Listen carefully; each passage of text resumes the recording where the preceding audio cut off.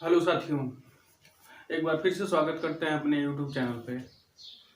तो हम बात कर रहे थे चक्रवृद्धि ब्याज। आज चक्रवृद्धि ब्याज आपका ख़त्म हो जाएगा। आज का जो क्वेश्चन है बहुत महत्वपूर्ण है। मतलब ऐसे क्वेश्चन नहीं है कह लीजिए कि हल्के फुल्के। आज के क्वेश्चन जो बहुत दमदार हैं और बहुत अच्छे हैं। ठीक है, तो आज का पहला क्वेश्चन है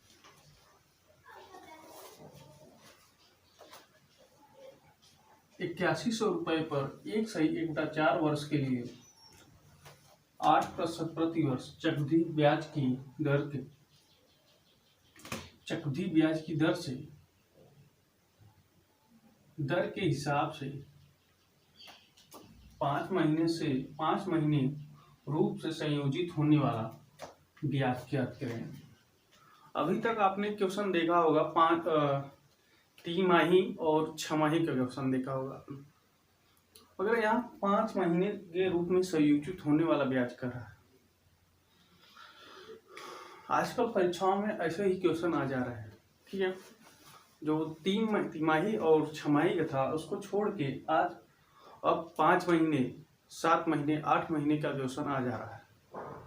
ठीक है, तो इसको हम कैसे कर, हमने जब आपको बताया था कि यहाँ पे समय कितना दिया है, समय दिया है 4 यानी 5/4, एक सही। इसका मतलब 4 5/4, और उसके बाद दर कितना दिया है 8% दिया है। जब 6 होता था दर को 2 से भाग किया जाता था और समय को 2 से गुणा किया जाता था, हमने यही बताया था। और यदि तिमाही होता था तो दर को 4 से भाग किया जाता था, समय को 4 से गुणा किया जाता था। समय को 4 से गुणा, 2 और 4 आते कहाँ से थे? 2 और 4 आते कहाँ से थे? जैसे 6 था यानी एक वर्ष में 12 महीने होता था, तो 6 से भाग किया जाता था, यहाँ से 2 आ जाता था। तिमाही था, ठीक है, तो 3 से भाग किया जाता था, हैं? ये तिमाही के लिए था, ये 6 के लिए था। ठीक है, यही किया जाता था। यानी 6 होता था तो दर में 2 से भाग और समय में 2 से गुणा, और तिमाही होता था दर में 4 से भाग और समय में 4 से गुणा होता था।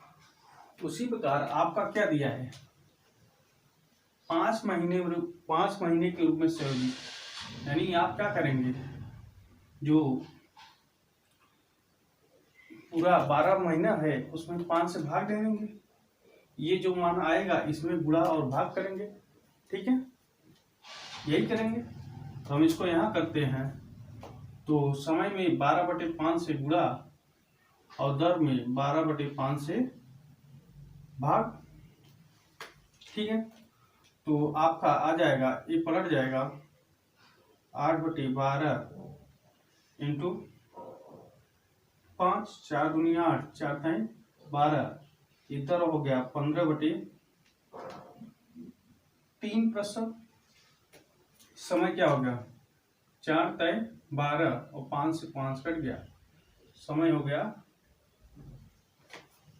3 वर्ष। ठीक है, समय क्या हो गया 3 वर्ष हो गया। समय क्या हो गया आपका 3 वर्ष हो गया। 4 दूनी 8, 4 3 12, और सॉरी 5 दूनी 10 हो गया। यहाँ पे 5 दूनी 10/3% हो जाएगा। अब हमको 3 वर्ष का चक्रवृद्धि ब्याज निकालना है। तो हम आपको चक्रवृद्धि ब्याज निकालना 3 तरीके बताए थे, हम डायरेक्ट तीसरा वाला फार्मूला लगाएंगे। ठीक है, 8100 रुपये है। ठीक है, कितना है 8100। हमको दर कितना है हमारा 10/3। 10/3 को हम बदलेंगे 10/3 यानी प्रतिशत हटाएंगे 100, तो 10 में 100 यानी 1/30 आएगा। यहाँ से 10 100 होगा, या 1 0 से 1 0 कैंसिल, तो यहाँ 10 बचेगा। ठीक है, 10 तिया 30, यानी 8100 में क्या करेंगे, 1/30 का गुणा करेंगे। यहाँ देख लेते हैं, 8100 में 1/30 का गुणा करेंगे, कितना आएगा, 27 आएगा, यानी 270 आ गया।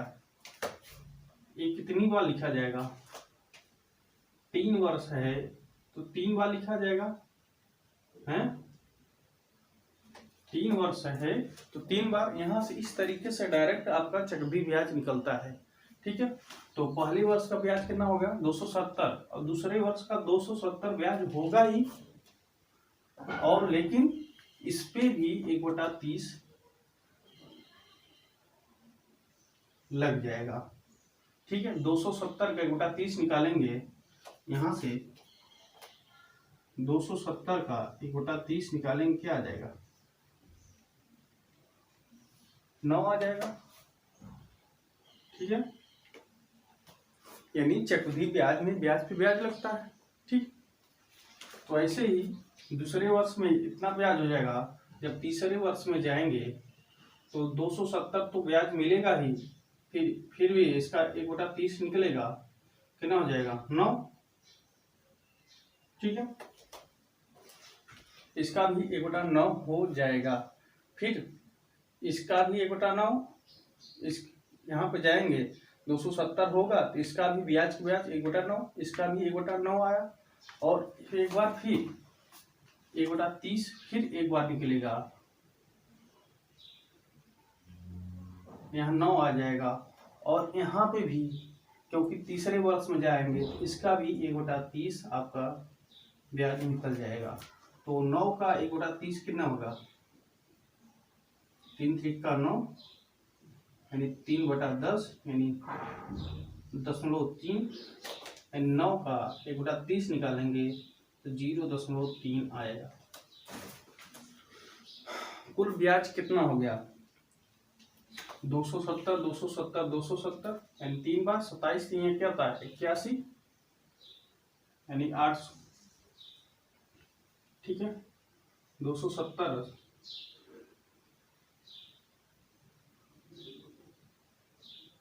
कितना हो जाएगा, 270 270 270 कितनी बार, 3 बार,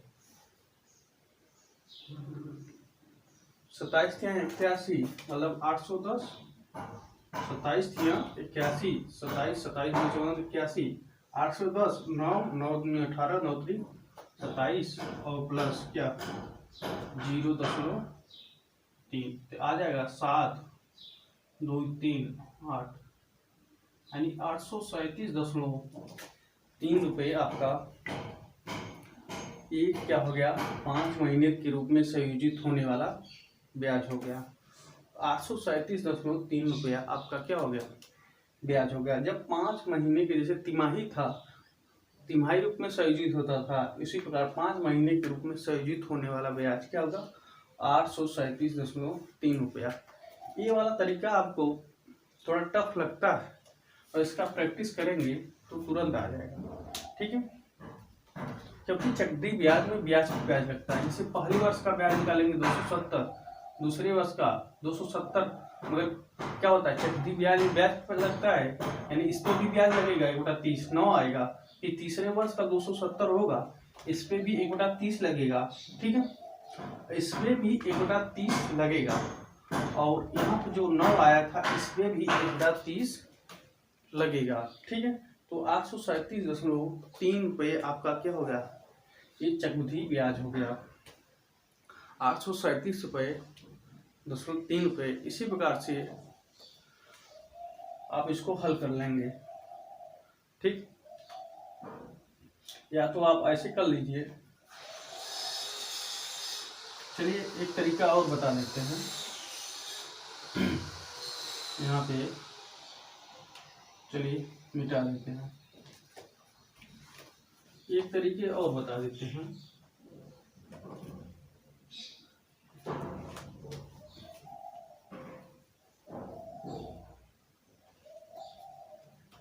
सब वही रहेगा, वो समय क्या था 4 का 4, 5/4 था, इसमें 12/5 से गुणा करना था और दर में 12/5 से भाग करना है। ये आ जाएगा 8/12 इंटू 5, 4 दूनी 8, 4 ताई 12, ये 10/3 आ जाएगा। ये 5 का 5, 4 ताई 3, 3 वर्ष हो जाएगा। तो इसको क्या लिख सकते हैं, 10/प्रतिशत हटाएंगे, 3 × 300, 1/30 हो गया। ठीक है, ये कितनी बार लिखेंगे, यहाँ पे लिखेंगे मूलधन, यहाँ पे लिखेंगे मिश्र धन। ठीक है, यहाँ पे लिखेंगे मूलधन और यहाँ पे लिखेंगे क्या गया, मिश्र धन लिखेंगे। मूलधन कितना हो गया 30, मिश्र धन कितना हो गया 31। ये कितनी बार लिखेंगे, जितना समय दिया हो। तो समय कितना दिया, 3 बार दिया है तो 3 बार लिखेंगे, 30, 31, 30, 31, यानी 3 त्रिका 9, 27, यानी 27,000 हो गया। 31 को 31 का गुणा करेंगे कितना आएगा, 1, 3, 3 का 3, 3 त्रिका 9, 1, 6, 961 में 31 का गुणा करेंगे, 1, 6, 9, 3 का 3, 3 6 18, 3 9 27, 1 28, 1 6 3 9, 9 8 17, 8 1 9। ठीक है, यानी आपका आ गया कितना 29,791, 29,791, 29,791 आ गया। कितना आ गया आपका 29,791 आ गया, 29,791। देखिए ये क्या है मूलधन, ये क्या है मिश्र धन। इसमें ब्याज कितना होगा, क्योंकि हमको ब्याज निकालना है तो घटाएंगे। इसमें से ब्याज निकालने के लिए कितना घटाएंगे, 27,000 घटाएंगे तो आपका आएगा 1, 9, 7, 2, 1 कट्टम कुल।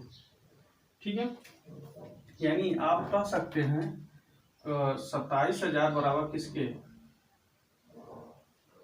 8100 के, और 1 बराबर क्या 8100 बटे 27,000। और किसका मान निकालना है हमको, ब्याज निकालना है। तो 27,91 यानी गुणा हो जाएगा, इसका हो जाएगा 8100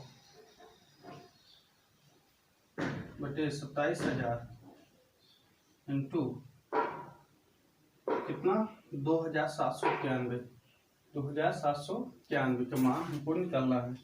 ठीक है, 0 से 0 कैंसिल, 9 9 81 और 9 3 27, 3 1 का 3, 3 3 का 9। इस 3 का गुणा इसमें कर देंगे, यहाँ कर लेते हैं 2,791 गुणित 3, 3 1 का 3, 3 3 का 9, 3 9 27, 3 7 21, 2 23 और 3 दूनी 6, 6 2 8 और एक को नीचे 10 बचा था, यानी भाग देंगे 837.3 आपका आंसर आ जाएगा। 837.3 आपका आंसर आ जाएगा। इस रूप में लगाएंगे, ये दूसरा तरीका था और पहला तरीका जो फार्मूला विधि था। ठीक है, 30 क्या लिखेंगे, दर को हम ऐसे निकालेंगे जैसे निकाले थे, 1/30 हो गया, प्रतिशत हटाएंगे 1/30 आएगा। ये मूलधन, एक जोड़ देंगे क्या होगा मिश्र धन।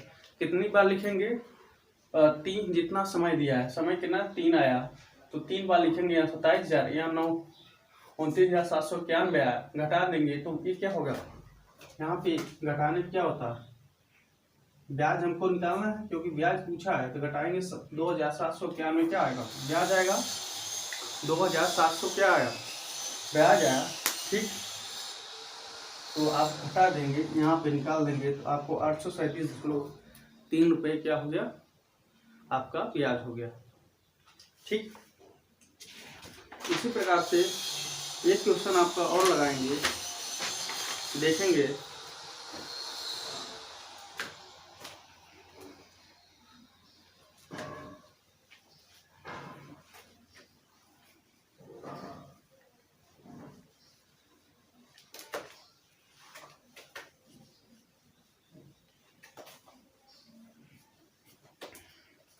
अगला क्वेश्चन है आपका 25,000 रुपये पर 2 वर्ष के लिए 25,000 रुपये पर 2 वर्ष के लिए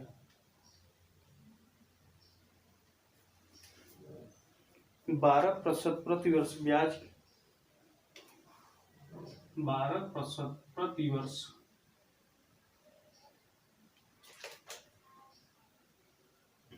चक्रवृद्धि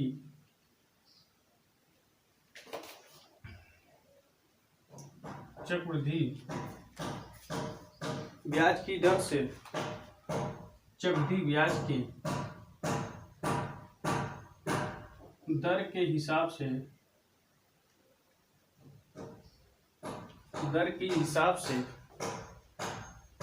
8 महीने रूप से संयोजित होने वाला ब्याज याद करें।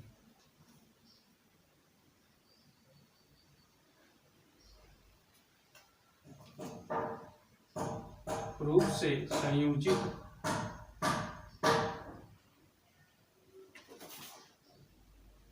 होने वाला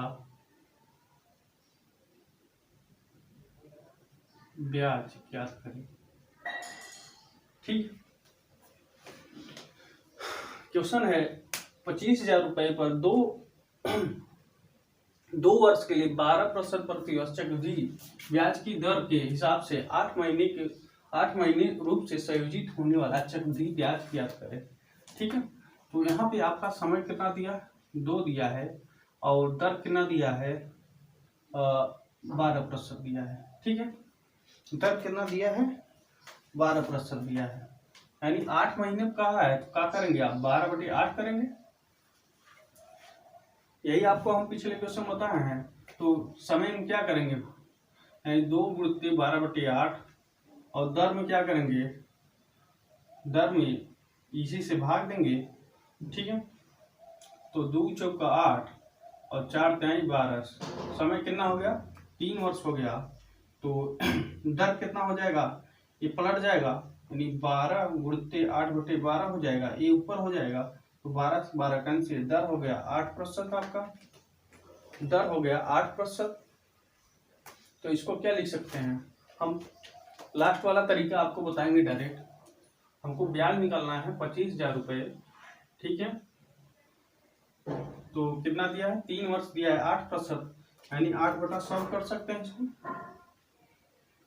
ठीक है, तो 25,000 का 8/100 निकालेंगे, कितना आ जाएगा, 25,000 का यहाँ निकाल देते हैं। 25,000 का 8/100 कितना आ जाएगा, 0 0 25 8 200, यानी 2,000 क्या होगा, ब्याज होगा।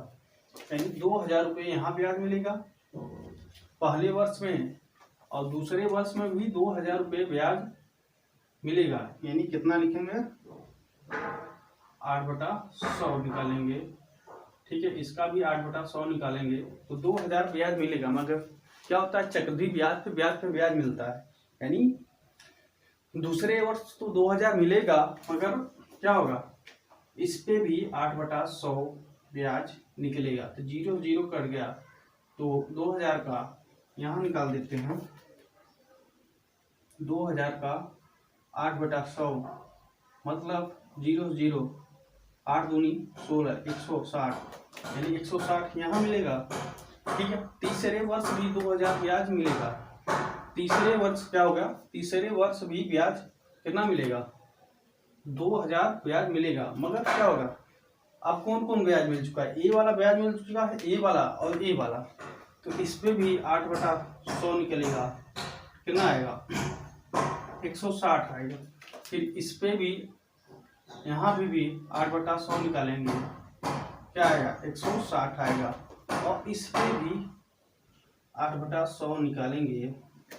ठीक है, कितना हो जाएगा, यानी 160 का, इन सबको मिटा देते हैं, 160 का 8/100 निकालेंगे, तो 0 0 2 पंचे और वैसे रहने दीजिए, 0 0 इसको 10 रहने दीजिए। ठीक है, और 16 8 6 48 8 1 8 8 4 12, यानी 12.8। इसका निकालेंगे तो कितना आ जाएगा 12.8। कुल ब्याज कितना हो गया, ये 2 3 6,000 ये, ठीक है, 2,000 2,000 2,000 6,000 16 160 और एक 160 16 3 48 यानी 480 रुपया है और 12.8 है, ठीक है, 12.8 ए, यहाँ पे 2 8 1 9 और 4, ठीक है। तो आपका कुल ब्याज हो गया 2,492.8 रुपये। एक आपका 8 महीने में संयोजित होने वाला आपका क्या है ब्याज है, 8 महीने में संयोजित होने वाला क्या है आपका ये ब्याज है। इस प्रकार से आप ऐसे क्वेश्चन को हल कर सकते हैं, इस प्रकार से आप ऐसे क्वेश्चन को हल कर सकते हैं। आजकल ऐसे ही क्वेश्चन बन रहे हैं आपके, ऐसा नहीं कि हल्के फुल्के आप क्वेश्चन पढ़ के जाएं और जाके मुंह बनाए हुए हैं। हाँ, परीक्षा में जाके मुंह बनाने वाला काम ना करें। तो अच्छे क्वेश्चन पढ़िए आप, ठीक है।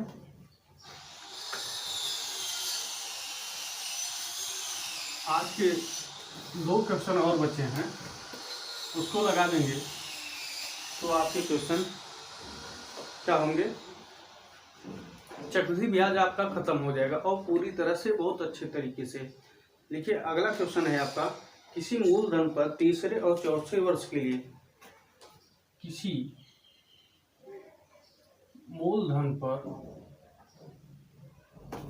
तीसरे और चौथे, किसी मूलधन पर तीसरे और चौथे वर्ष के लिए चक्रवृद्धि ब्याज का अनुसार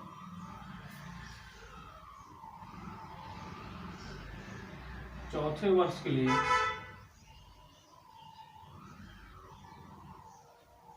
चक्रवृद्धि ब्याज क्रमशः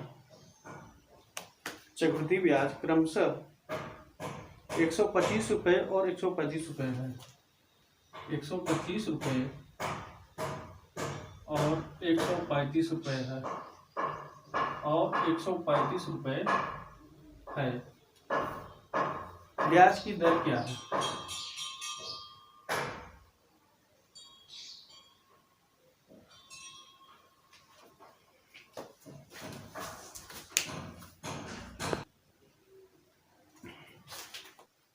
अगला क्वेश्चन है आपका, किसी मूलधन का तीसरे और चौथे वर्ष का, किसी मूलधन का लिखेंगे, किसी मूलधन का तीसरे और चौथे वर्ष के लिए चक्रवृद्धि ब्याज क्रमशः 125 रुपये और 135 रुपये है, ठीक है। ब्याज की दर क्या ज्ञात करें, ब्याज की दर ज्ञात करें, क्या पूछ रहा है, ब्याज की दर ज्ञात करें, ठीक है। क्या पूछ रहा है, ब्याज की दर ज्ञात करें, ठीक है।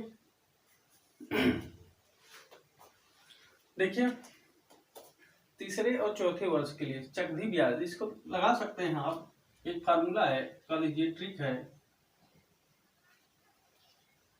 दोनों ब्याजों का अंतर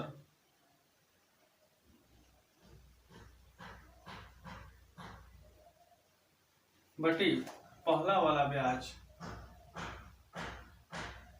इंटू 100 यानी दर बराबर दोनों ब्याज का अंतर यानी 135 माइनस कितना 125 गुणित 100, पहला वाला ब्याज कितना है 125, पहला वाला ब्याज कितना है 125, ठीक है। तो इसमें कितना अंतर आएगा 10 का गुणित 100 बटे 125, 25 चौका 100 और 25 पंजे 125, 25 चौका 100, 5 दूनी 10 यानी 4 दूनी 8% आया, 4 दूनी 8% आपका आया, ठीक है। इसी को आप ऐसे लगा सकते हैं, यानी दोनों ब्याजों का अंतर बटे पहला ब्याज, जब क्या दिया है, जब लगातार वर्ष दिया है, जब जैसे तीसरा और चौथा दिया है, 5वां और 6वां 7वां और 8वां, यानी लगातार वर्षों के लिए ये फार्मूला लगेगा, लगातार वर्षों के लिए ये फार्मूला आपका लगेगा, या तो आप ऐसे लगा सकते हैं। ठीक है, देखिए ये तीसरे वर्ष का, ये चौथे वर्ष का है, यानी जब अगले वर्ष में चक्रवृद्धि ब्याज में जाएंगे तो ब्याज पे ब्याज लगता है, तो दोनों ब्याज का अंतर कितना होगा, 10 रुपए, यानी 10 रुपए क्या हो गया आपका ब्याज हो गया। यानी तीसरे से चौथे में जाएंगे तो मूलधन कितना हो जाएगा आपका 125 हो जाएगा, और दर हमको निकालना है, समय कितना है 1 वर्ष। ठीक है, तीसरे से चौथे जा रहे हैं तो 25 पंजे 125, 25 चौका 100, 5 दूनी 10, यानी दर बराबर क्या आ गया 4 दूनी 8%। ऐसे भी आप लगा सकते हैं, यानी तीसरे से चौथे जाएंगे तो ये मूलधन हो जाएगा, क्योंकि ब्याज पे ब्याज मिलता है, तो आपका ये आपका लग जाएगा। ठीक है, तो ये रहा आपका चक्रवृद्धि ब्याज। क्या रहा, ये रहा चक्रवृद्धि ब्याज। तो आज का ये चैप्टर आपका खत्म होता है। ठीक है, इसका आज के जो क्वेश्चन थे बहुत महत्वपूर्ण थे। यदि आपको वीडियो अच्छा लगे तो लाइक कीजिएगा, शेयर कीजिएगा और सब्सक्राइब जरूर करिएगा। धन्यवाद।